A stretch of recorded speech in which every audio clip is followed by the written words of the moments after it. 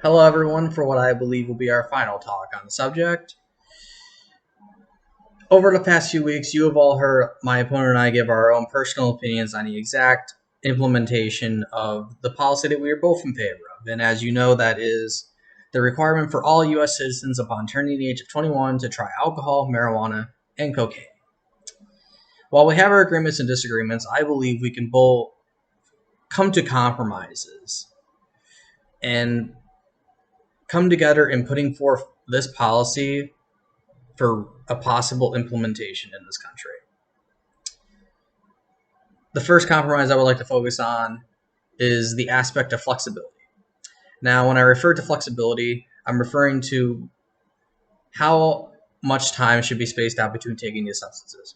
My opponent originally stated that we should have people take these all in one weekend, while I erred on the side of caution and flexibility in having people space out the substances 1 month or months at a time, both for safety reasons and for the flexibility of that person. I think we can meet somewhere in the middle and just have people try the substances 1 month at a time in a 3-month period.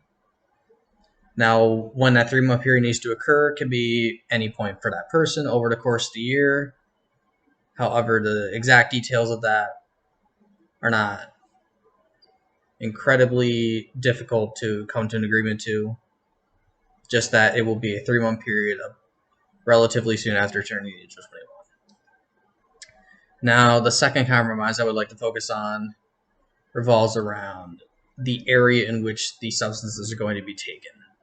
Now, my opponent suggested a warehouse offsite that you could house people in to take these substances, where health professionals and mental health professionals will monitor the people taking them. While I suggested you could potentially just do it at a person's home in order to save money and be more comfortable with, and have the people be more comfortable taking the substances. Now, my opponent made a good argument that having people take the substances at home isn't necessarily a good idea, just from the standpoint of the professionals that have to go and monitor these people would have to be visiting potentially thousands of homes of strange people. And it could be unsafe, uncertain, and it's better just to go with a different option. But I also agree that a warehouse is not necessarily the best option either. So I would like to propose a compromise where they can meet in a more reliable area that isn't quite as unfamiliar, but also not super familiar to the person. I would propose something like a doctor's office or a clinic. They already exist, and most of our patients would already have familiar access to them, and they would be a safe place for administering substances that could elicit negative side effects on the individuals. I think this is a good idea and should be put forward for consideration.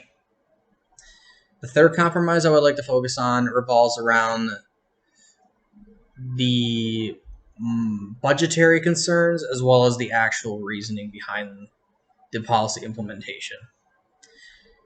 My opponent and I both agree that this policy is an excellent move forward for removing the stigma surrounding different drugs and substances.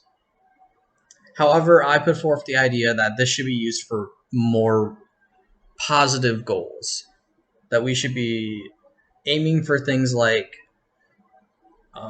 researching addiction and tolerance on the individuals in order to combat large problems in our society, such as systemic drug abuse, systemic drug addiction, and that we should be getting research and data from this in order to fund actionable programs to combat these problems. And my opponent did bring up the concern about budget, and that this is not something that can be easily solved with either one policy change or that can easily be solved through the amount of money that would be needed to be thrown at it effectively. I can agree, and that is why originally I thought, why don't we just give people an option to opt in and out of trials for testing people's addiction and tolerance levels in order to combat these problems. And I think my opponent makes a very good point in that we should just use this policy primarily to remove the stigma surrounding them and just to have people have familiarity with the substances in general.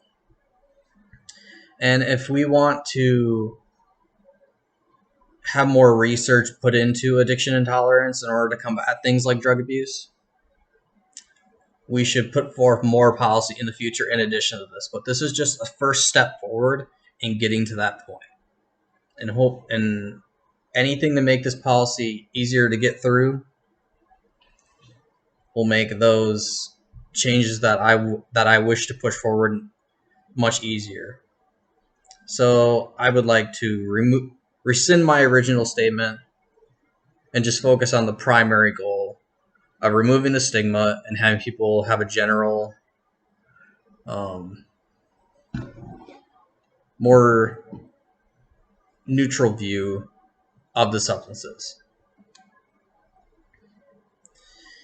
These are the compromises I think could be useful in having this policy be implemented on top of the things we already agree with, such as having people be monitoring the situation,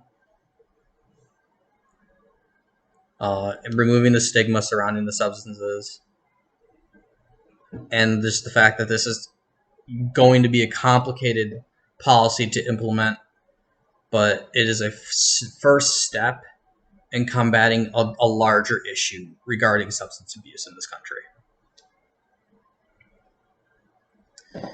That is all I have for you, as I believe we will not be seeing each other for a very long time. And I would like to just take this moment to thank Professor Brown for having a class that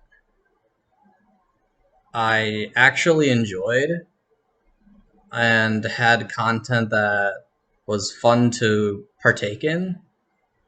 This semester has not been easy, and I really appreciate that.